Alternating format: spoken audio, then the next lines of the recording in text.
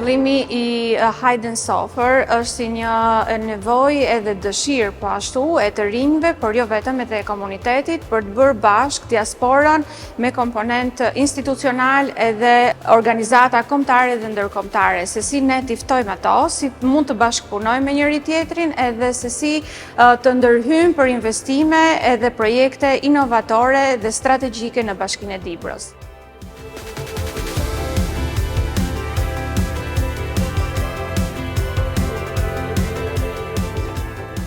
Duke qenë se ne kemi njohur disa aktorë të diasporës, qëllimi i këtij aktiviteti konference në fund është që ne të lidhim urat e komunikimit mes njëri tjetrit në projekte konkrete dhe investime konkrete, ashtu siç ne kemi diskutuar në panel me diasporën, por edhe me organizata ndërkombëtare për programe strategjike me të rinjt.